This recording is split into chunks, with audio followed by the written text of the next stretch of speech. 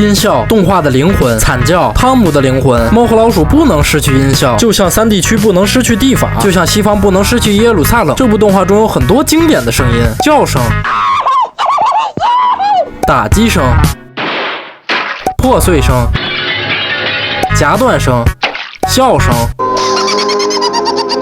这个音效还是失去吧。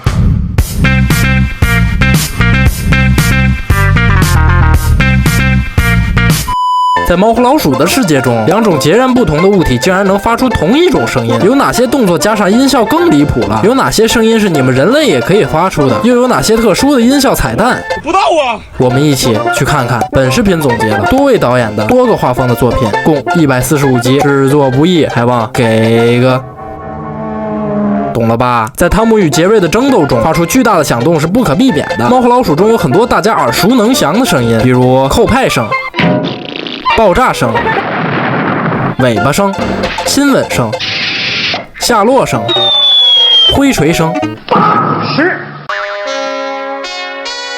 你好，比如这个音效就有频繁使用，听起来很像小爆竹破裂的声音，但轻轻的打是这声，眼皮也是这声，丝带断裂也是这声，甚至弹尾巴也是这声。像云端还有剧中熟悉的刹车声音，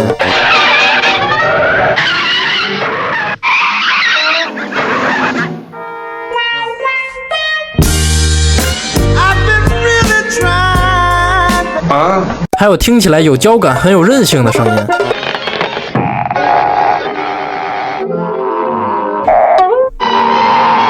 山那边，这些都是猫和老鼠中最经典、使用次数最多的音效，几乎无处不在。光是听到这些声音，就能完全带入情景，让人直呼 RNA 动了。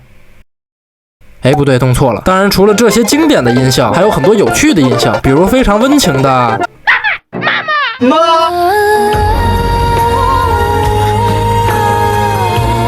还有汤姆变形的特殊音效。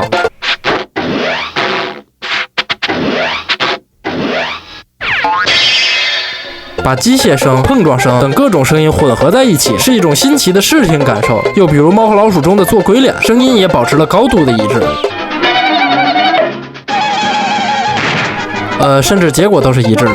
还有这部动画中最细致的一点，就是在佩克舅舅拜访杰瑞这集，因为佩克舅舅的琴弦经常崩断，所以要用汤姆的胡须来替代。一共拔了6次汤姆的胡须，通过声音波形观察，这6次竟然全部都是不同的拔胡须音效。他真的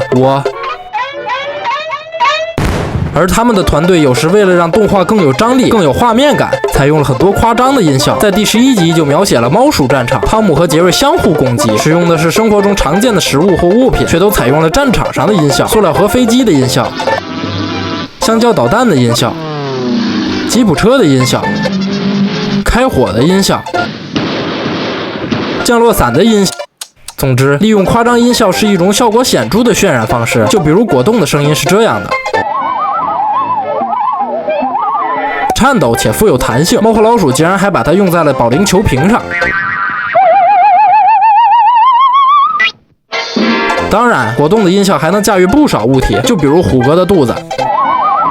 你太卑鄙了！这些音效的妙用不止于此，吃东西是电锯声，形容进食之迅猛，如风卷残云；跑步是引擎轰鸣声，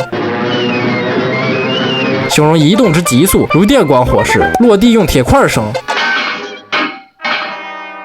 形容汤姆之僵硬方正，掷地有声。哎，这词儿好像不是这么用的。面包机是弹簧声，形容迫不及待金鱼之美味；双腿放下是木头声，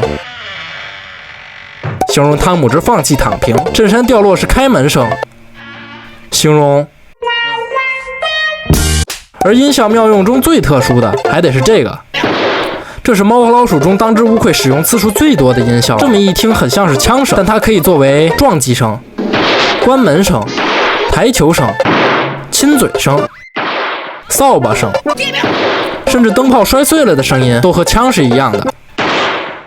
只能说不愧是自由美利坚，中间忘了，后面忘了。总之，顺便说下，关于枪声，这集也有可能是个小小的暗喻。汤姆使用苍蝇拍攻击2只印第安小老鼠的音效，并不是拍子声，而也是枪声。这代表什么呢？大家也可以一起分析解读下。除此之外，猫和老鼠中还有更细节的音效被巧妙共用，即2个截然不同的物品使用了同一种音效，还放在了不同的级数中，等着我们去发现。首先是这集汤姆被大狗按成手风琴的音效，竟然是和吹奶油卷使用了同一种。拍耳朵和扔香蕉竟然是同一种。男主人大叫竟然和汤姆惨叫是同一种。鱼钩声竟然和铁道铃是同一种。救汤姆溺水的声音竟然和杰瑞打呼噜是同一种。章鱼出爪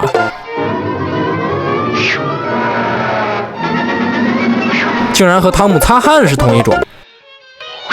这些音效看起来巧而精妙，但其实非常简单。咕咕可以教大家用嘴发出这些声音，可以尝试撅嘴发出咻的声音，咻。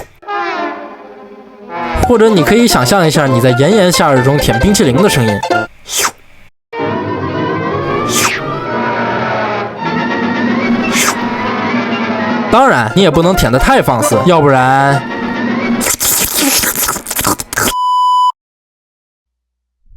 好了，这就是本期视频的全部内容了。对于猫和老鼠的声音，大家更熟悉的可能是他们乐团的配乐，包括爵士乐、交响乐等等等。具体内容可以跳转我这期视频，也很有意思。而今天咕咕带大家了解了猫和老鼠声音中更微小、更细节的音效彩蛋，可能还会有更多等待着我们去发现。好了，我是咕咕，我们下期见吧。